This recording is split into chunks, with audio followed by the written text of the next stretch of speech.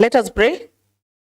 Almighty God, who in your wisdom and goodness have appointed the offices of leaders and county assemblies for the welfare of society, we beseech you to behold with your abundant favor as your servants whom you have been pleased to call to the performance of important trust in this republic. Let your blessings descend upon us here assembled, and grant that we treat and consider all matters that shall come under deliberation in so just and faithful a manner as to promote your honor and glory, and to advance the peace, prosperity, and welfare of our country, and of those whose interests you have committed to our charge. Amen.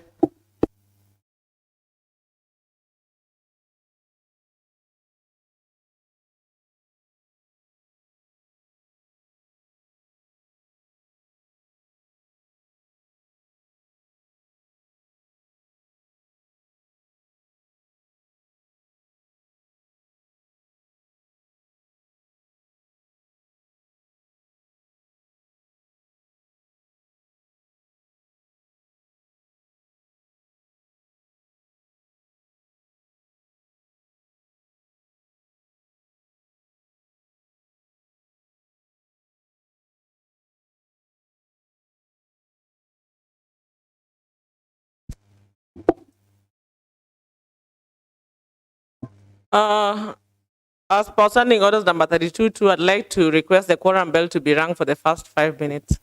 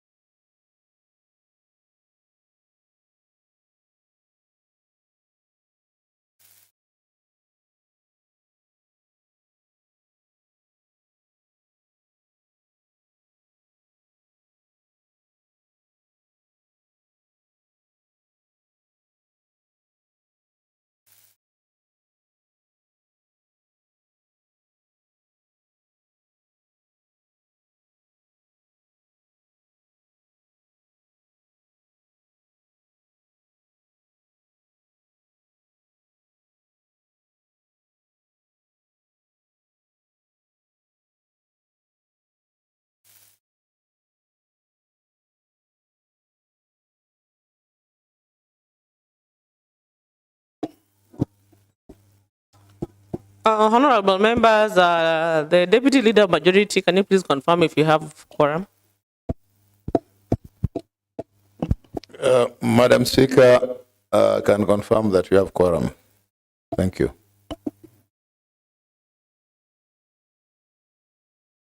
Clerk, can you please take us through the other paper of the day?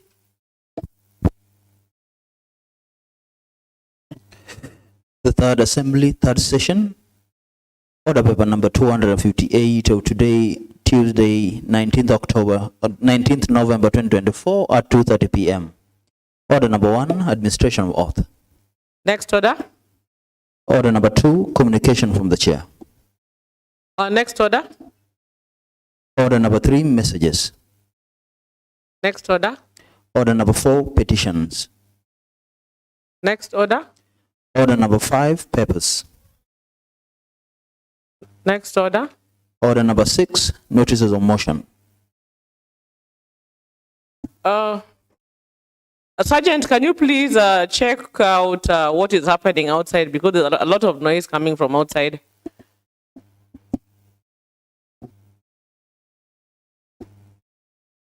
Next order. Order number 7, statements. Yes, Honorable Deputy Leader of Majority. Thank you, Madam Speaker. Madam Speaker, I rise pursuant to orders number 42, 2 of C, which mandates me as the County Assembly Majority Leader to present and lay on the table of County Assembly a statement informing the County Assembly of the business coming before the House on the following week. Madam Speaker, this is therefore to bring to the attention of the members and County Assembly that for the week commencing Wednesday, 20th November 2024 to Tuesday, 26th November 2024, the Select Committee on Assembly House Businesses at its last meeting approved the following tentative businesses to appear in the order paper as follows. Wednesday, 20th November 2024 at 9 a.m. Papers to be laid. The Leader of Majority, Honorable Ken Oko, will lay on the table of the County Assembly the following. 1. Report of the Auditor General on Nyama River Sub-County Level 4 Hospital for the year ended 30th June 2022 and June 30th, 2023. 2. Report of the Auditor General on Kisumu Urban Project, that is Project Advance Account, CKE 1035 of 01G for the year ended 30th June 2023. 3. Report of the Auditor General on Kisumu Urban Project, KCE 1035 01G for the year ended 30th June 2023. The Chairperson Select Committee of PICPAC, Honorable Ken Ouko, will table reports on 1. The examination of the Auditor General's report on the financial statement of Jaramogi Oginga Odinga Teaching and Referral Hospital, financial year 2022-2023. 2. The financial statement of Kisumu County Education Fund, financial year 2022-2023. 3. The Chairperson Sectoral Committee on Agriculture, Fisheries, Livestock Development and Irrigation, Honorable Eunice Alando, will table a report on the benchmarking exercise at Uasin Gishu County Assembly. Notices of motion. 1. The Chairperson Select Committee on PICPAC, Honorable Kennedy Ouko, will give a notice of motion for the adoption of committee reports on A, the examination of the Auditor General report on the financial statement of Jaramogi Oginga Odinga Teaching and Referral Hospital, financial year 2022-2023. E, the financial statement of Kisumu County Education Fund financial year 2022-2023.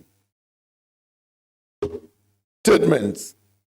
Honorable Kennedy Ajwang intends to seek a statement from the chairperson of the Committee on Finance and ICT regarding low absorption rate by the Department of Trade, Tourism Industry and Marketing. Commencement of business. The chairperson Finance and ICT Committee, Honorable Karen Obiambo, will move a motion of adoption of the committee report on consideration of the Kisumu County Executive Quarterly Report and Financial Statement for the period ended 31st March 2024 and Kisumu County Revenue Fund Report and Financial Statement for the period ended 31st March 2024. Madam Speaker, on Thursday, 21st November 2024 at 2:30 p.m., there shall be administration of oaths. The following honorable members will take oaths. 1. Honorable James Omolo, Chairperson, Implementation Committee. 2. Kelvin Oraro, Vice Chairperson, Administration of Law, Justice, Constitutional Affairs, Good Governance and Security Committee. 3. Honorable Geoffrey Warindo, Vice Chairperson, Budget and Appropriation Committee. 4. Honorable Gad Olima, Vice Chairperson, Procedure and Rules. 5 will be Tom Onditi, Vice Chairperson, PICPAC Committee. 6. Honorable Henrietta Bodo, Vice Chairperson, Implementation Committee. 7.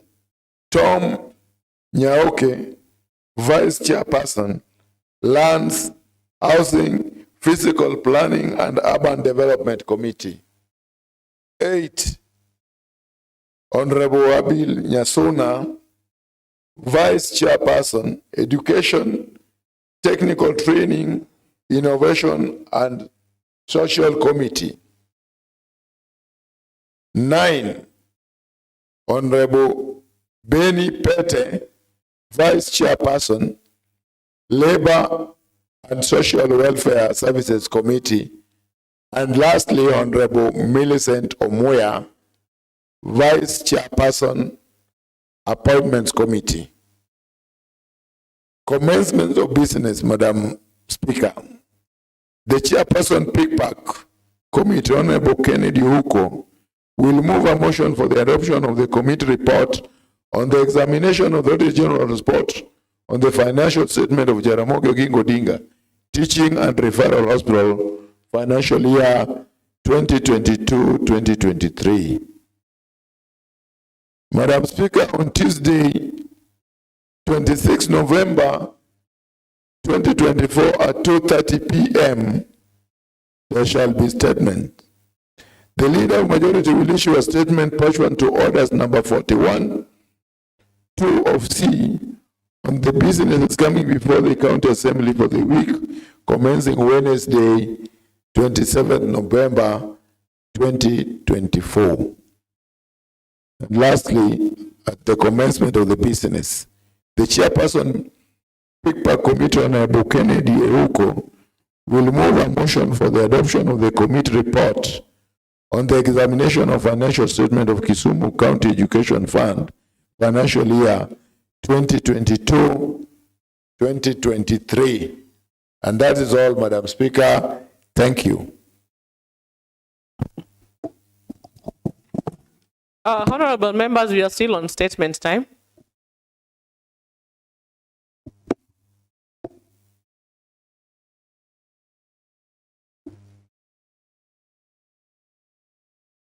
I can see there's silence. So clerk, next order.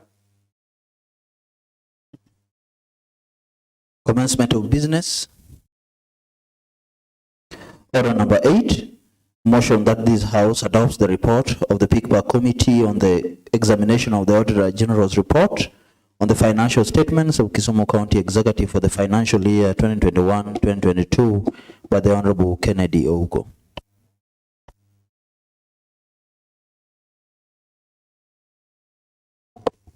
Yes, Honorable Ken Ouko. Thank you, Madam Speaker. First, may I take this opportunity to inform the House that we are going to deal with the moving notes. And you know, the moving notes are not all that detailed, like the one escalated in the walls. So you can refer to the walls so that we be in par according to the process.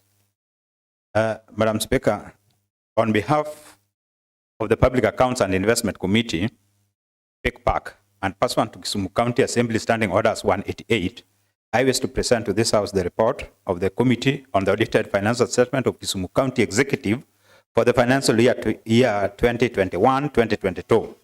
The County Assembly exercises oversight over county government entities, all investments, and their expenditure pursuant to Article 185.3 of the Constitution of Kenya 2010 through the Public Accounts and Investment Committee, which in turn derives its mandates from the County Assembly Standing Orders. Article 229.8 of the Constitution of Kenya 2010 requires the County Assembly, within 3 months after receiving an audit report, to debate, consider the report, and take appropriate action.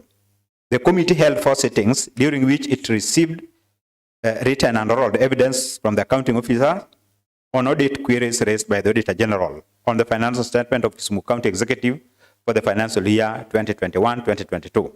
Honorable Speaker, I wish to register my appreciation to the members of the committee, the Office of the Speaker, the Clerk of the Assembly, the Secretariat, and the Office of the Auditor General for the facilitation and technical support that requires the production of this report that made the production of this report possible.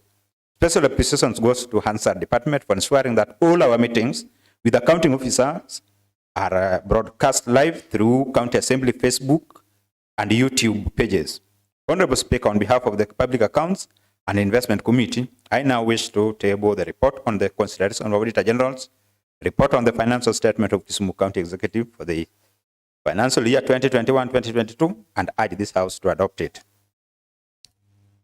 3.0, reports on the Auditor General on the financial statement of Kisumu County Executive for the year ended 30th June 2022. Honorable Speaker, Mr. Martin Okode, the Acting Chief Officer Finance, Economic Planning and ICT Services, appeared before the committee on 13th September 2024 to adduce evidence on the audited financial statement of Kisumu County Executive for the year ended 30th June 2027.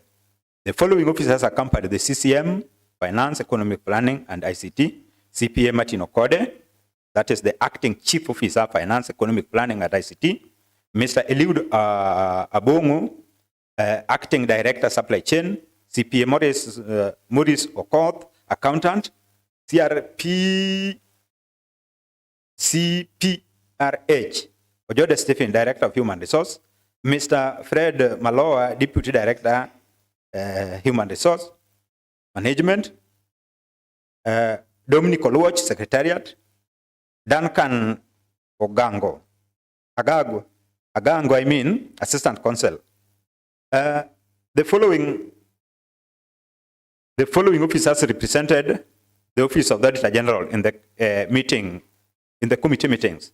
Samuel Chege, Principal Auditor, Emma Bogeta, Senior Auditor, Nyamwayo Victor, Associate Auditor. Basis for adverse opinion. Honorable Speaker, the Auditor General's opinion on the financial statement of the County Executive of Kisumu was adverse, implying that the financial statement did not represent a true and a fair view of the financial position of the County Executive of Kisumu. Honorable Speaker, the following issues form the basis for this opinion. 3.1, unsupported prior year adjustment, that is 1. 3.2, cash and cash equivalents. 3.2, 1, variance in comparative bank balances. 3.22, anomalies in bank reconciliation statements. 3.3 use of goods and services. 3.4 domestic travel and subsistence. 3.41 unsupported payments for domestic travels. 3.4 unsupported rentals of produced assets. 3.43 wrong charge under other operating expenses. 3.5 transfer of other government entities. 3.51 unsupported transfer of funds. 3.52 variance in transfer to other government entities. 3.6 unsupported other capital grants and transfer. 3.7 acquisition of assets. 3.8 discrepancies in integrated financial management system, that is IFMIS. 3.8 voided transactions. 3.82 invoiced bill greater than LPOs and LSOs amount. 3.83 transaction in system payment but not processed in payment details. 3.9 unexplained cash payment. 4.0 lack of fixed asset register. 4.2 irregular purchase of office furniture and general equipment. 4.3 irregular contracts. 4.41 budgetary control performance. 4.42 pending bills. 4.5 prior year matters. 5.11 irregular recruitment process. 5.2 irregular retention staff beyond non-compliance with 1/3 of the basic salary rule. 5.3 irregular retention of staff beyond mandatory retirement age. 5.4 irregular payments of special duty allowances. 5.9 delayed compensation of projects. 6.0 irregular procurement of consultancy services. 6.1 unsatisfactory construction of road. 6.2 unsatisfactory construction of civil work and civil work. 6.9 non-compliance with the Public Procurement and Asset Disposal Act 2015. 7.0 long outstanding interest. 7.1 unfunded matching fund program. 7.2 irregular payments to Council of Governors. 7.3 failure to bank hospital revenue. 7.4 avoidable expenditure. I mean 8.1 weak control over fuel expenditure. Honorable Speaker, summary of the observations. The committee summarized the following observations: that the management paid 40 million to National Insurance Fund, NHIF, for a medical insurance scheme without supporting contract. That at the time of committee deliberations, the management provided a MAU for the period of 1st December 2020 to 30th November 2021, which was not within the scope of the year under review. 2, that contrary to the end year procedure issued by National Treasury, which requires accounting officer to disclose cash flows and expenditure on climate change, the accounting officer failed to disclose in the financial statement the cash flows and expenditure relating to Kenya shillings 3,500,594,426 spent on climate change. 3, that the cash flow statement had a casting error. The variance between the prior year adjustment in the statement of assets and liabilities and statement of cash flow is yet to be resolved. 4, that the management failed to adhere to Regulation 91 of Public Finance Management Regulation 2015, which states that accounting officer shall ensure bank account reconciliations are completed for each bank account held by that accounting officer every month and submit a bank reconciliation statement not later than the 10th of subsequent month to the National Treasury with a copy of Auditor General, with a copy to the Auditor General. 5, that the accounting officer failed to provide payment details relating to amount of Kenya shillings 40,331,867 reflected as transferred to KCB, Kisumu during the time of audit and as the time of committee deliberations. 6, that the management failed to provide travel documents, air ticket, boarding passes, attendance list, and activity in support of Kenya shillings 301,000 and invitation letter signed schedules to confirm attendance in support of Kenya shillings 4,491,100 during the time of audit and as the time of committee deliberations. 7, that the management failed to provide lease agreement and other supporting documents to support an expenditure of Kenya shillings 4,939,200 relating to rental services for the Nairobi liaison office during the time of audit. However, the same had been provided as at the time of committee deliberations.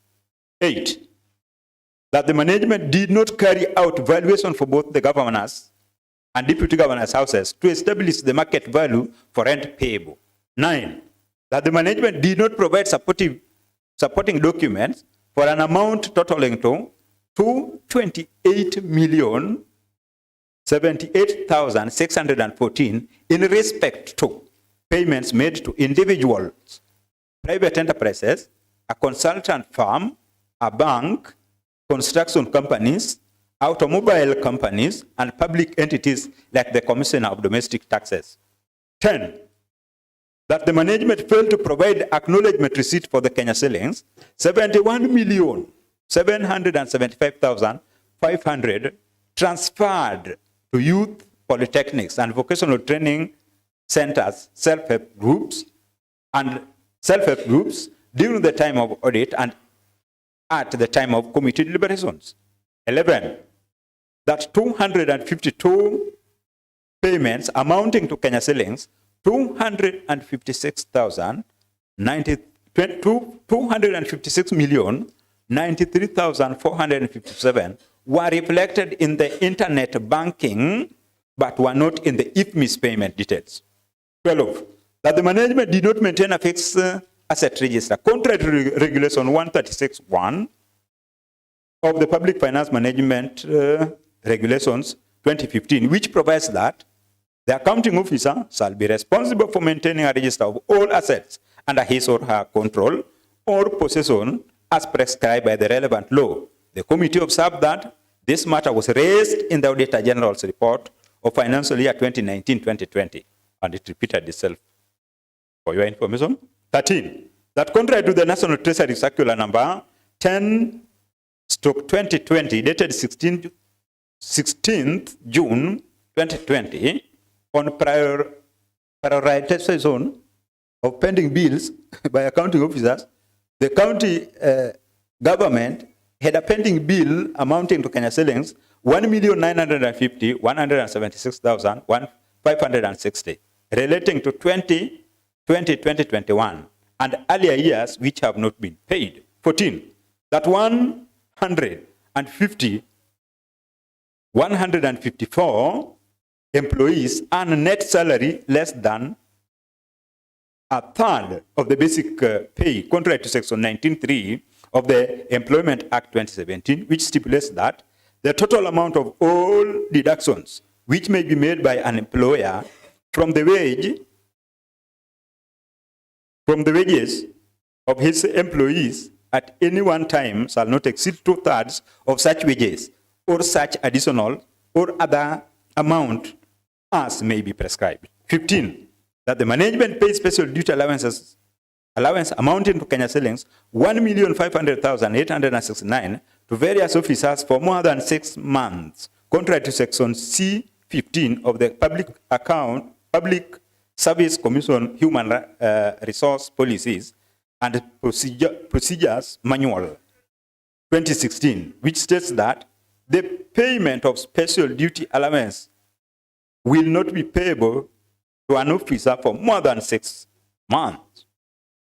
16, that 11 officers were performing duties of posts that were more than 2 grades higher than their substantive grades, contrary to provisions of section C15 3 of the Public Service Commission, Human Resource Policy and Procedure Manual for the Public Service 2016, which states that officers shall not be called upon to perform duties of a post that is more than 2 grades higher than the officer's substantive grade. 17, that the management engaged casual employees for a continuous period of more than 3 months and did not convert them to regular employment terms contrary to Section 37 of the Employment Act 2017, which provides for the conversion of the casual employment to regular employment terms for employees who have worked in an entity continuously for more than 2 months. 18, that the management paid Kenya shillings 503,156,098 outside the IPPD system, contrary to Treasury Circular number 13th, 2019, dated 28th August 2019, which states that the allocation of personal emolument must be supported by integrated personal payment data, that is IPPD, and each ministry, department, or agency will be required to provide this information to support personal requirements. 19, that the management incurred Kenya shillings 4,545,000, that the management incurred 4,545,113,972 on personal emoluments, which is equivalent to 54% of total revenue, contrary to Regulation 25(1)B of the Public Finance Management Regulation 2015, which provides that the county government's expenditure on wages and benefits for its public officers shall not exceed 35% of the county government total revenue. 20. Remember, it was 54 against 35. That is the law. 20.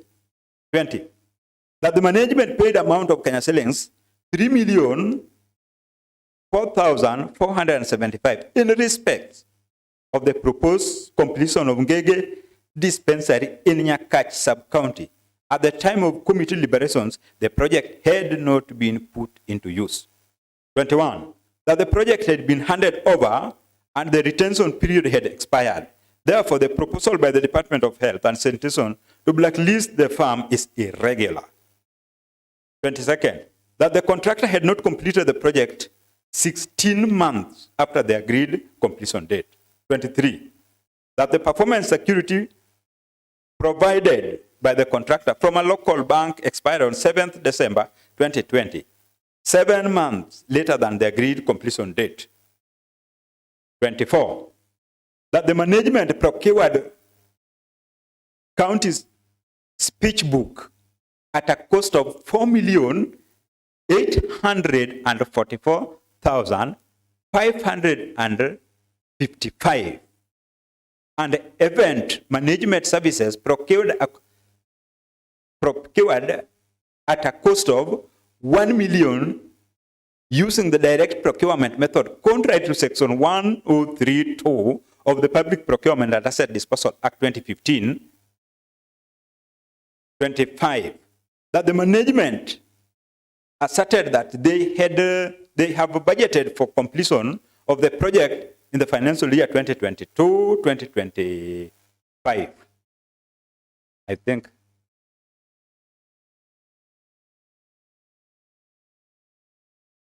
'26, that the management paid a firm Kenya shillings 7,578,856 in respect to construction of modern market at Papunditi at a contract sum of Kenya shillings 42,400,400. That the contract agreement was signed on 24th February 2016, which was executable in 3 phases. 28, that the information on the project indicated that the value of the satisfied work as per the statement of account dated 23 23rd June 2020 amounted to Kenya shillings 28,194,018 with a total of Kenya shillings 15. I'm repeating again, 28. That information on the project indicated that the value of the certified work as per the statement of account dated 23 June 2020 amounted to Kenya shillings 28,194,018 with a total of Kenya shillings 15,171,017 having been paid. 29. However, site inspection carried out by the auditor in the month of July 2022 indicated that the work had stalled and the contractor was not on site. Further, there was no budgetary provision for the project in financial year 2021-2022. 30th, that due to delay in completion of the project on the part of contractor, including abandonment of the site, they were issued with a notification of cancellation of contract. That is now termination within 14 days on 31st May 2023. The contract was therefore cancelled due to non-performance by the contractor. 31. That in financial year 2023-2024, there was a budgetary provision of Kenya shillings 10 million allocated towards completion and eventually commissioning of the project. 32. That tenders were floated and an award was given for completion of the project at a contract sum of Kenya shillings 9,838,695. The present contract is dated 31st January 2024 with a viability period of 119 days.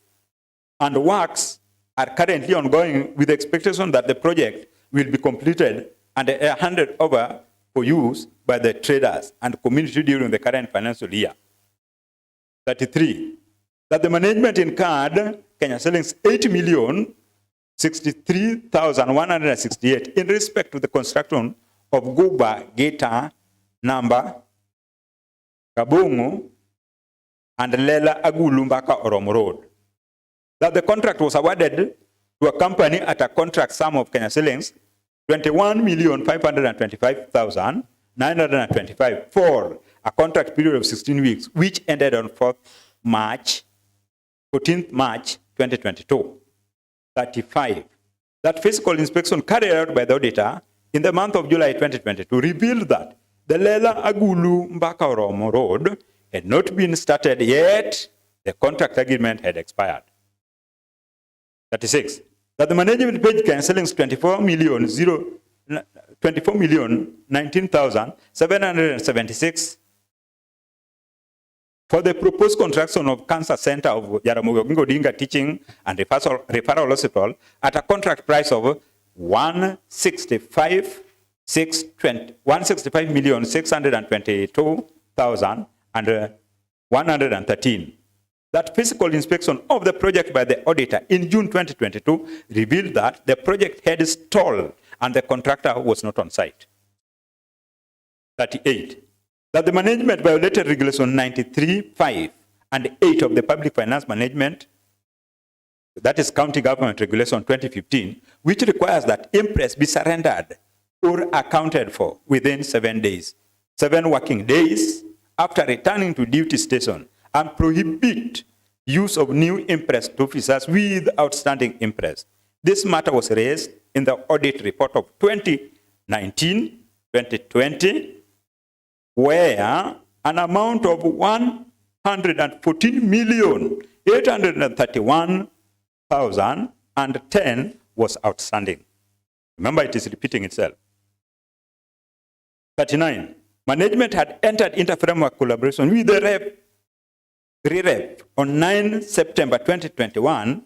The cooperation was to contribute up to a maximum of 5 million per constituency, while management mapped 7 areas and committed an amount of Kenya shillings 35 million for the project. That an additional 8,703,350 was invoiced, received, and deposited into Kenya Commercial Bank account.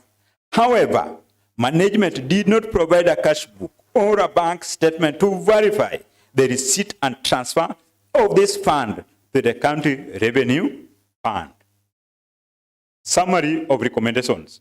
Honorable Speaker, the committee summarized the following recommendations: that in future, the management must ensure that formal contracts is in place for engagement with other agencies and the same be provided to the auditor during the time of audit.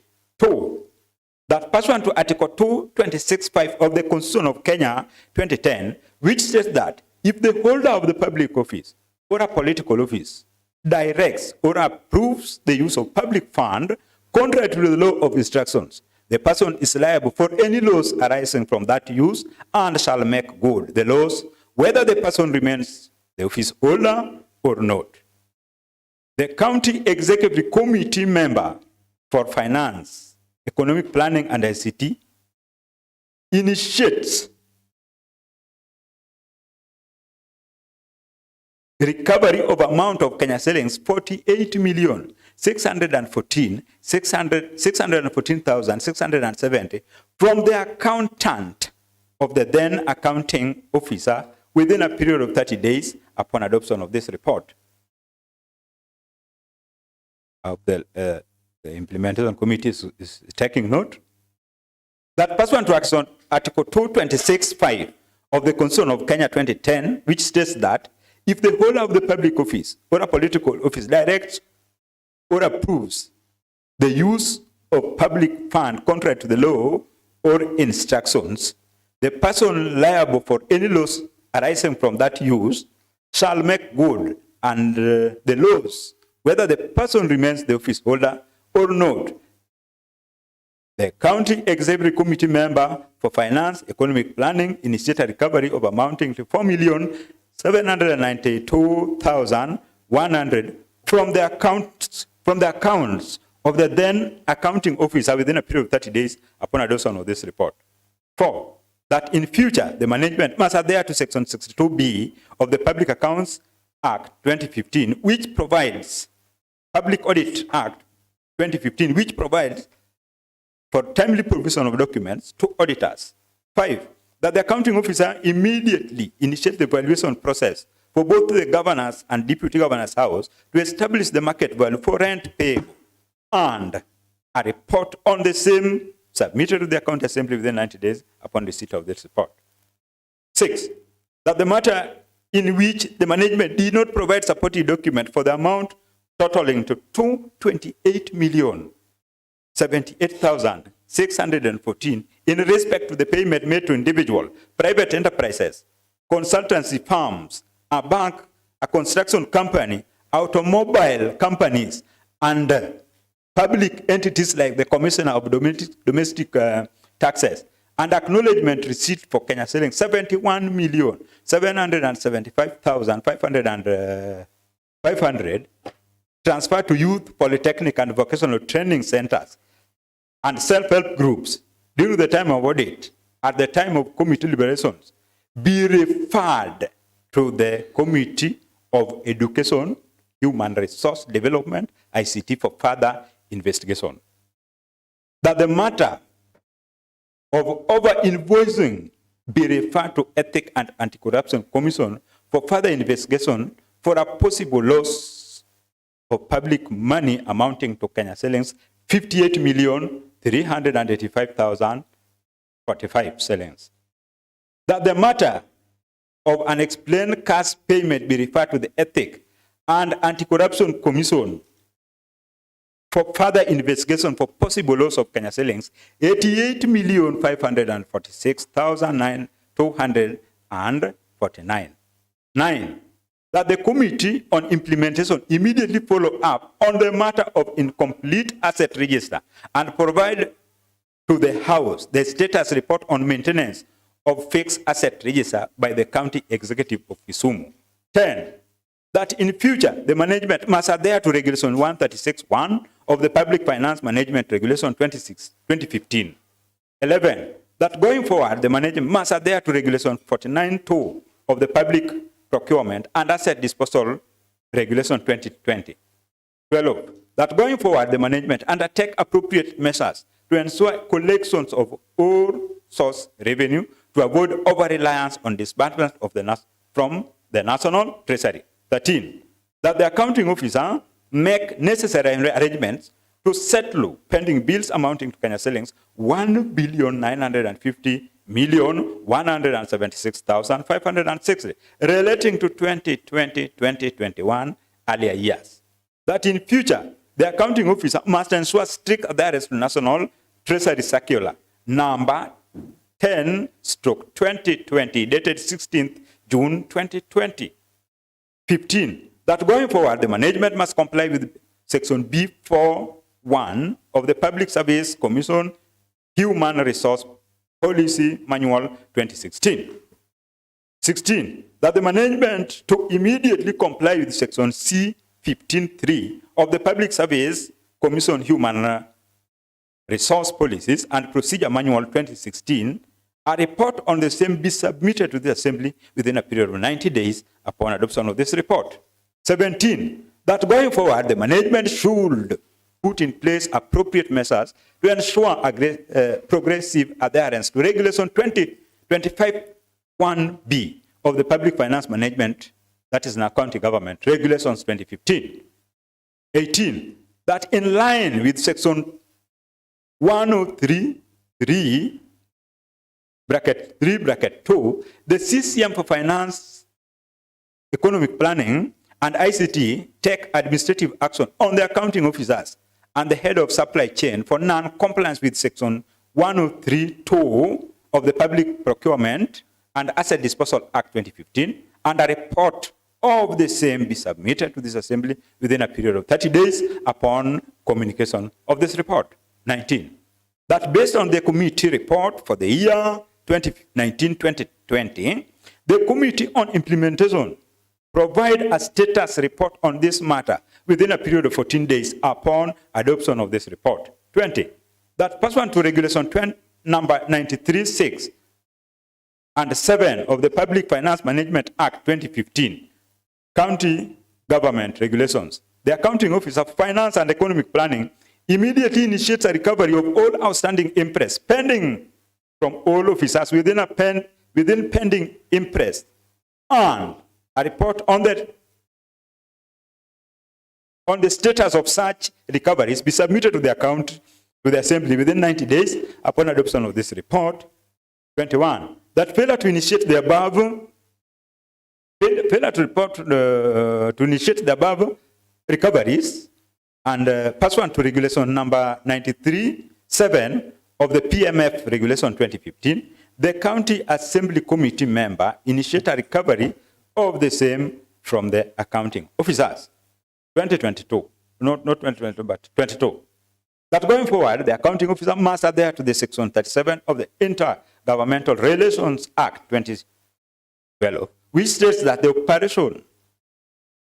operational expenses of the Council of Governors should be provided for in the annual estimate of the revenue and expenditure of the National Assembly. Remember, this money is not appropriated in the assemblies, so somebody is just paying them. 23. That going forward, the accounting officer must adhere to Regulation 63(1) of the Public Finance Management, that is County Government Regulation 2015, which mandates the accounting officer and revenue receivers to ensure prompt collections, banking, proper accounting of all county government revenue. Madam Speaker, I hereby request that this House adopt this report of the Public Accounts and Investment Committee on the consideration of Auditor General's report on the financial statement of Kisumu County Executive for the year ended 30th June 2022. May I call upon Honorable James Omolo to second? Yes, Honorable James Omolo. Thank you, Madam Speaker. Madam Speaker, I rise to second the report. Thank you. Honorable members, and now that the report by the Public Accounts and Investment Committee on the examination of the report of the Auditor General on the financial statements of Kisumu County Executive for the year ended 30th of June 2022 has been presented and seconded as per standing orders. I want to propose that this report by the Public Accounts and Investment Committee on the consideration of the report of the examination of the report, on the consideration of the report of the Auditor General on the financial statements of Kisumu County Executive for the year ended 30th of June 2022 is now open for debate.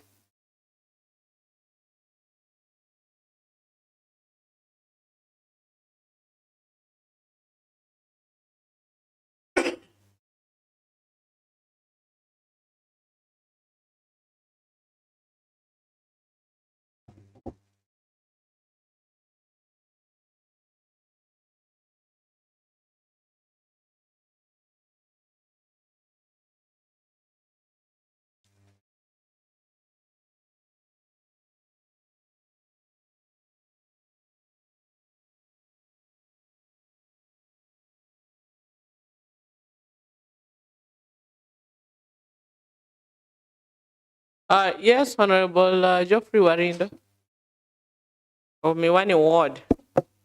Thank you so much, Madam Speaker, for the opportunity. Let me take the first initiative of appreciating the PICPA committee for a very detailed report on how funds in Kisumu County are being utilized.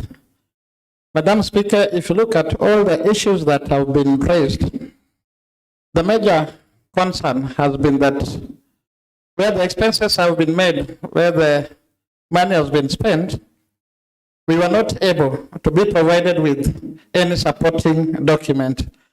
And since we are not at the executive, the only thing that we can rely on to be sure that the monies that were allocated and appropriated for each and every vote head is used accordingly.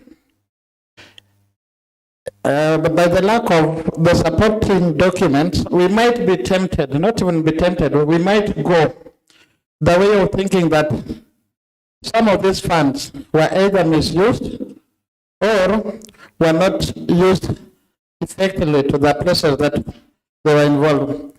And I urge the House, since our major role here is to oversight how the executive is using the money that is being appropriated to them, we need to take this report very seriously and go through it. Each issue, there is an observation and there is a recommendation that is given. And I want to believe that we are not going to have this statement of moving forward, the management should do this.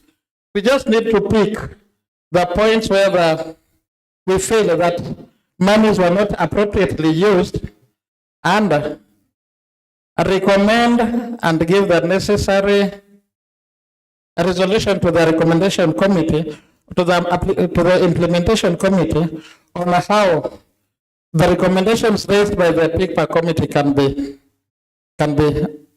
can be solved. There is payment of NHIF to the indigent of 40 million shillings.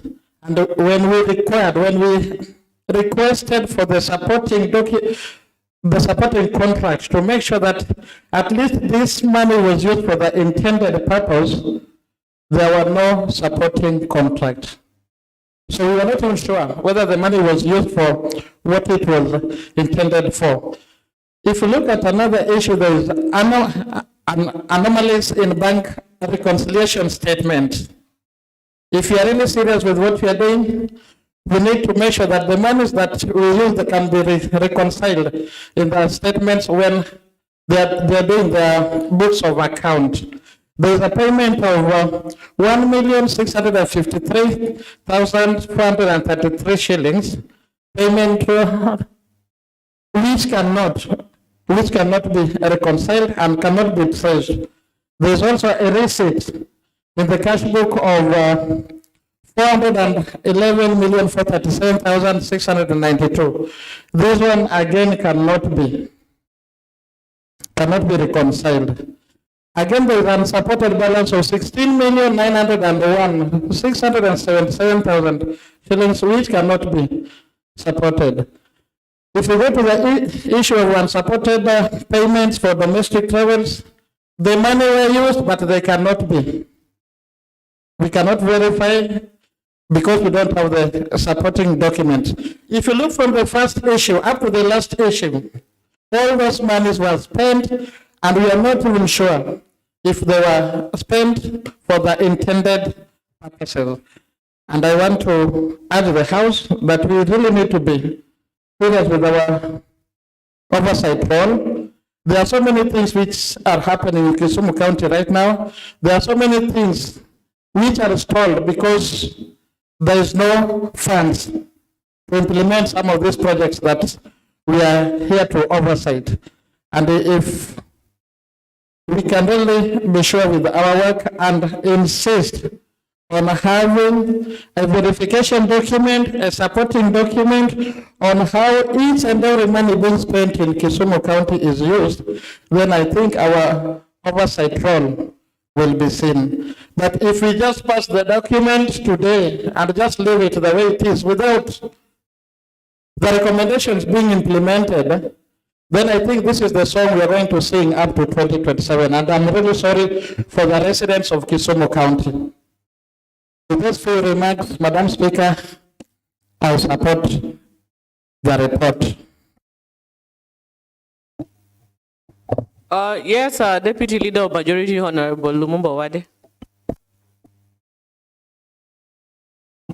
Madam Speaker, I rise to propose an amendment to the recommendation that if this House so passes the adoption of this report, the recommendations made here are very commendable. However,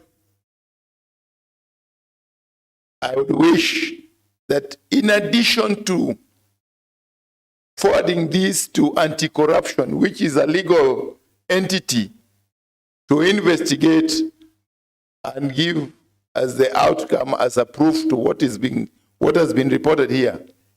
The said officers, my recommendation or proposal is this House should, I propose that this House should recommend that the responsible officer or officers should step aside as the anti-corruption takes this matter for investigation. Madam Speaker, I therefore call upon Honorable Oikopete to second my amendment, Mr. Speaker. Madam Speaker. Yes, Honorable Oikopete. And since the amendment has been proposed and seconded, I would like to open the floor for a debate on the amendment before I move a vote.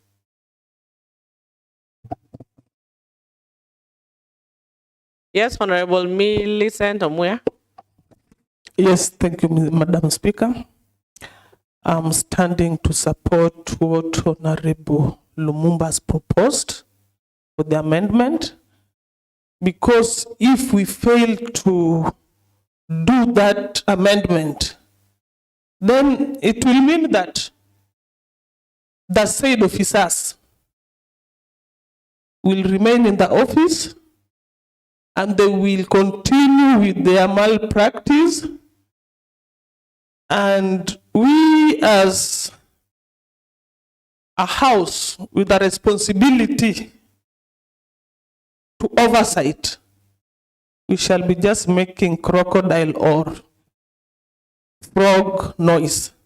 I support. Thank you. Yes, Honorable Tom Onditi.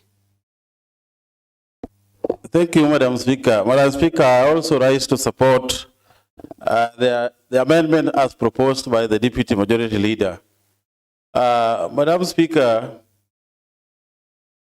if you look at the recommendations contained in the report that has been read to us by Chairman Ouko, Madam Speaker, if there is no strict decision is taken against the said officers, Madam Speaker, these people are still going to remain in their respective offices, and because they know there will be a possibility of investigating them, they can end up messing up with the documentation so much.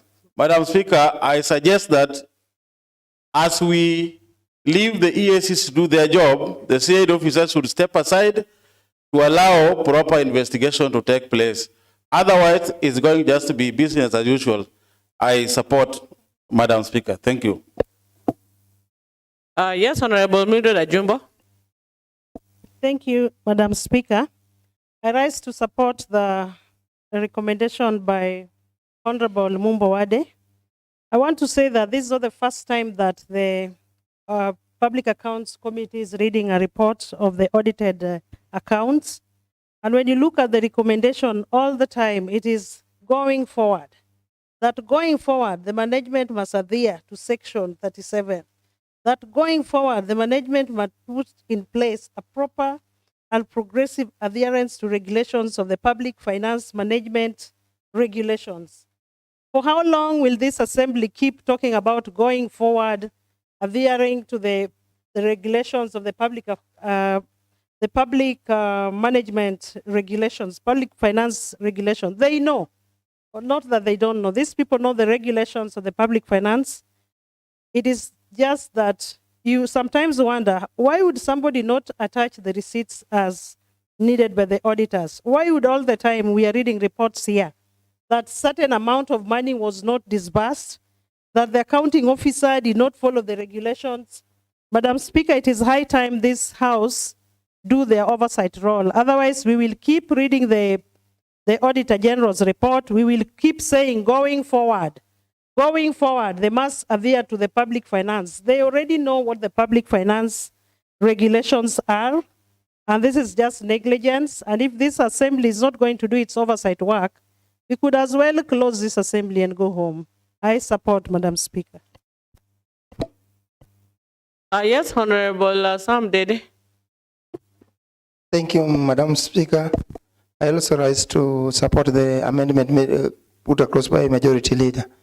First and foremost, Madam Speaker, each and every time there are recommendations that such and such will be done. And as for now, we see that even our projects can't be done, being that they are in the tendency of misusing the funds each and every time, which can be appropriated to other developmental activities. So they hinder much the development within our regions.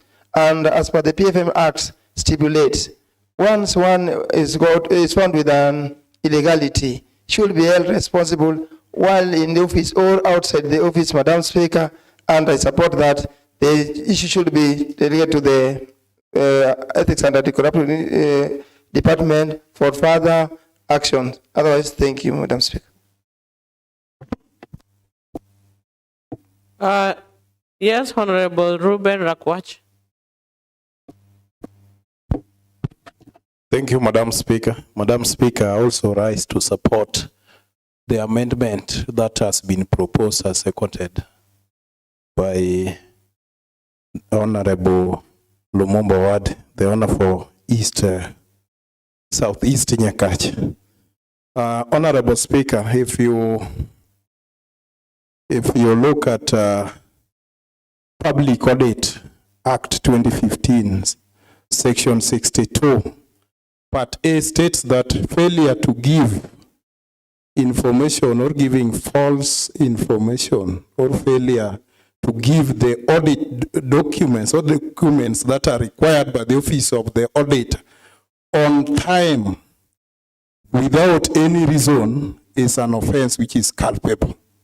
And Section 2 and subsection 2 of the same Section 62 of Public Audit Act states that if a person violates subsection 1, then that person is liable for imprisonment of a term not less than 3 years or an imprisonment of not exceeding 5 years or both.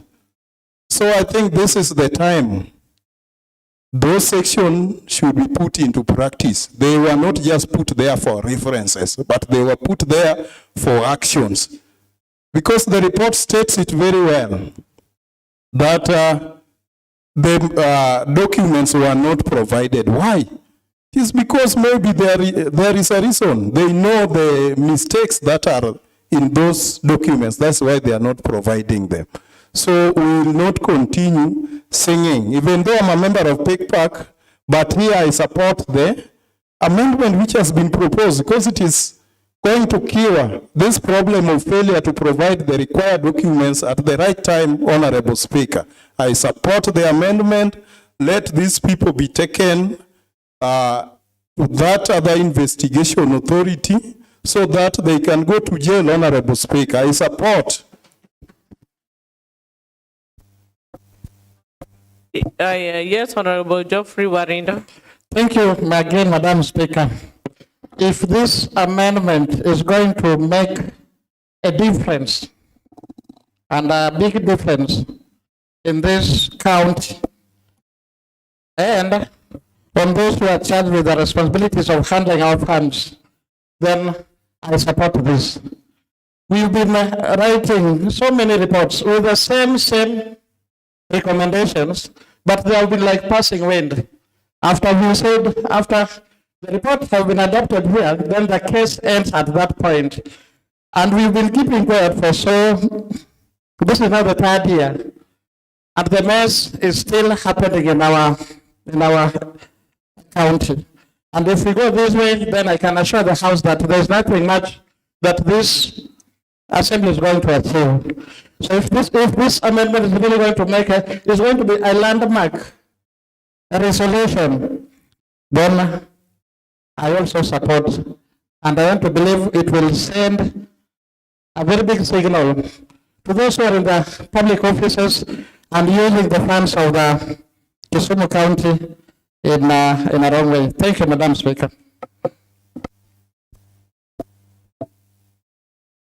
Yes, Honorable Benny Petoiko. Madam Speaker, when I stood up to second, I bowed because I wanted to make my contribution later.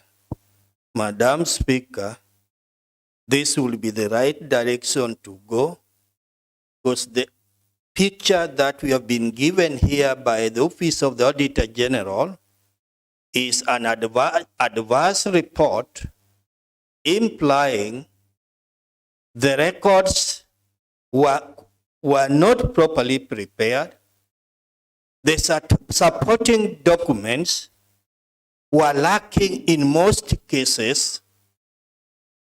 And Madam Speaker, the Office of the Auditor General could have been at a loss when the financial records were presented to them.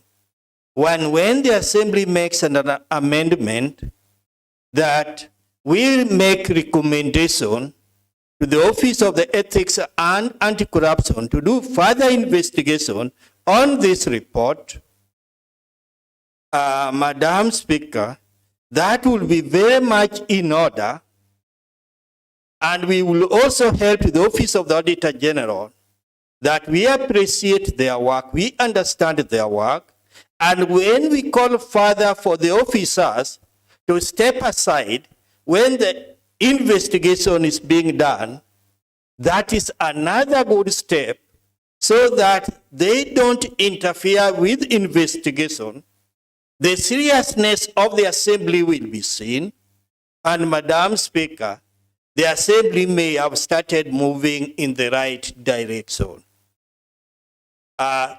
I so support and agree with my fellow members. Let's tell the executive that we understand the records brought to us and we can make the right decision. Thank you. Yes, Honorable Lumumba Wade, I can see you on your feet. I don't know Thank you, whether you want to. Madam Speaker. I just want to respond I don't know whether everyone, we have exhausted all the contributions because. Okay, I'll give you the opportunity to reply. Thank you, Madam Speaker. I wish to reply. First and foremost, I thank fellow members for their very, very fruitful contribution. Madam Speaker, this amendment that I brought forward, it is not for any personal vendetta, Madam Speaker. But, Madam Speaker, what we are trying to cure here is rampant corruption that is eminently being practiced in this county. I would want members to stand up and be counted that they are not part and parcel of this rampant corruption. Madam Speaker, as Honorable Oko was reading the irregularities, Madam, there are about 40 irregularities coming from an office of a professional that was vetted in this house, that promised to deliver and do a professional job. 40 irregularities. Is that professionalism? It is high time, Madam Speaker, that the buck starts and stops with the leader. We are not going to mince our words. Outside here, Madam Speaker, I'm telling you, a lot of people are dying because we do not have enough drugs in our hospital. Some of our hospitals are illy equipped, not because we don't have funds. It is because of corruption that money that is meant to go towards development of these facilities are vehemently mismanaged with impunity, Madam Speaker. As I sat here, I saw also from my ward, Madam Speaker, that sometime 2021, Madam Speaker, there was a recommendation and money was put to finish that facility. I had not been to this house yet. I came here in 2022. Whatever I've read here, I never saw it when I was a Raya. But again, this was particular facility. I was there with the chief officer, health. It is dilapidated. You can see how public money is being mismanaged. 5 years down the line, the county government did put over 8 million to build the facility. It has not been put to use up to date. That is dead investment. And it is not only in my ward. That is just a tip of the iceberg. Papondisi has been mentioned here. This market, they started building since 2016. Why is this happening? Because of ineptness of our officers that are charged with the responsibility to execute their duties. Madam Speaker, it is high time that each and every officer must be put to account for his or her act. It is only through subjecting the wrongdoers to anti-corruption and possibly to eviction that will cure this menace in the name of corruption and impunity. I therefore thank all the members that have contributed toward the support of this amendment. Thank you, Madam Speaker. And honorable members, and now that the amendment has been proposed and seconded and debated, I want to put a question. And as many as of the opinion that the amendment be included in the report, say aye. Aye. As many as of the contrary opinion say nay. And the ayes have it. And so we have the amendment to be included in the final report. And so we go on with the debate on the main report, which is still on.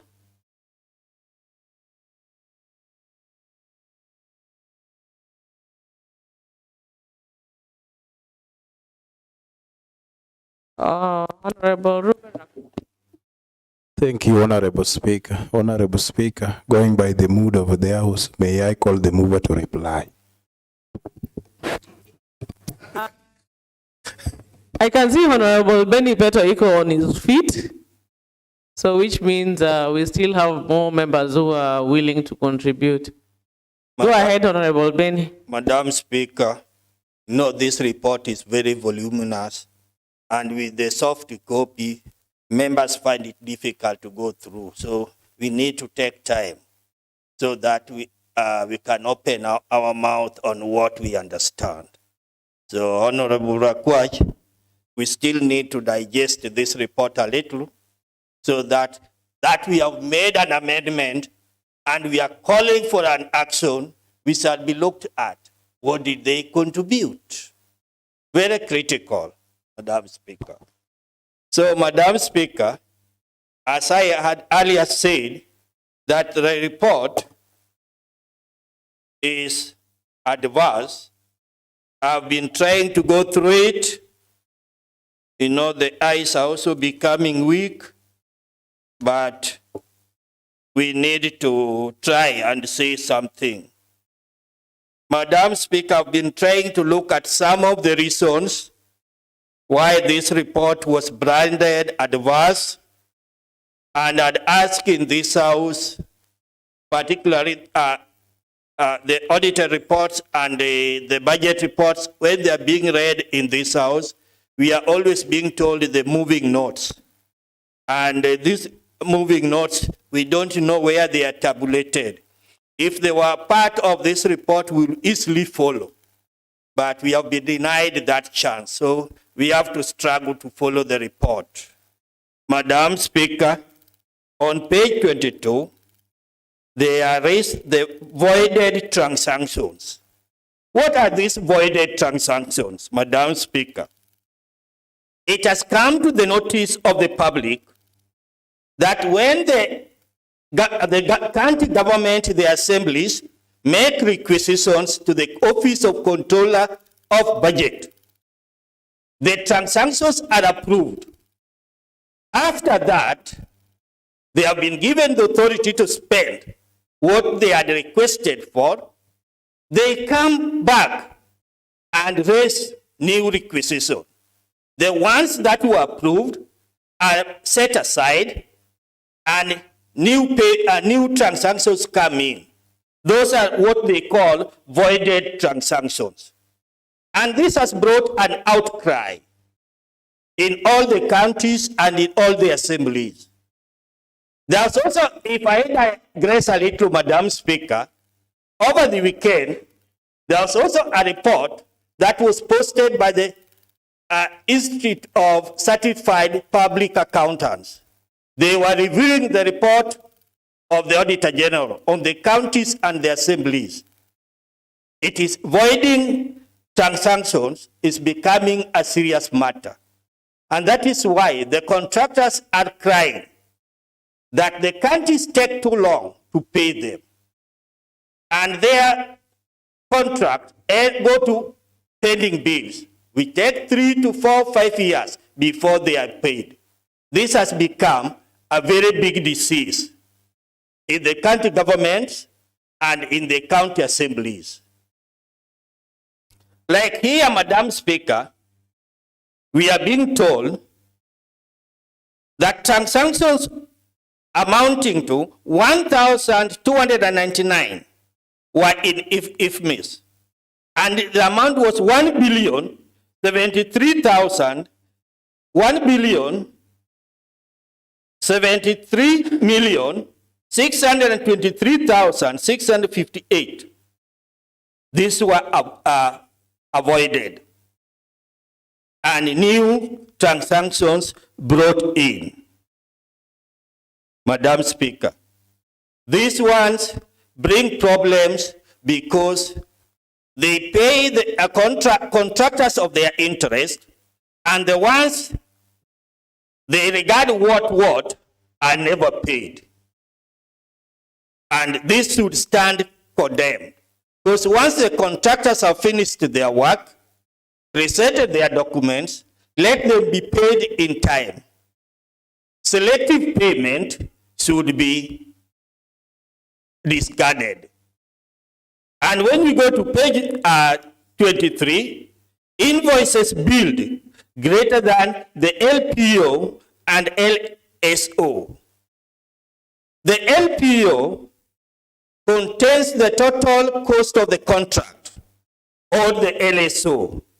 But we have a situation, Madam Speaker, where the invoices raised to the government were more than by 58,387,045. One will now ask, what was this happening? And this will be taken to be a kind of fraud. When the contractor has been given a job, the cost of the work is known, and when the contractor will now be billing the county government, the contract cost goes up. And the committee has said here, the matter is unresolved. The matter is unresolved. And these are the kind of transactions that we will call upon the Office of Ethics and Anti-Corruption to investigate. And that is why we will call upon the holders of the office to step aside so that they don't interfere. On page 24, unexplained cash payments of about 88,546,249. That one, at the conclusion, the matter is unresolved. So we have some of the good matters that the Office of the Ethics and Anti-Corruption should investigate. On the same page 25, lack of fixed assets register. And this matter is also unresolved. So let the Office of the Ethics and Anti-Corruption take into action and we see the result. And Madam Speaker, we are told in this report, that is page 25, in the circumstances, accuracy and completeness of assets valued at 7,171,800. Is this 7 billion or 7 million? Page 25, lack of fixed assets register. Immediately before you go to management response, I thought it could be 7 million, but it looks like 7 billion.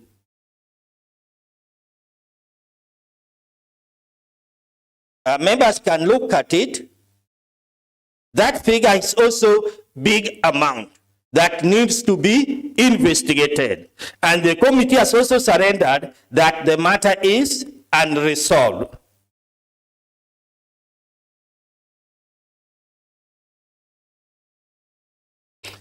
It looks like, because that figure is appearing there twice, it looks like 7,171,810,080. I hope the calculations are correct. The committee can also look at it because they also surrendered that it is unresolved, so that what we are recommending to the Office of Ethics and Anti-Corruption holds water.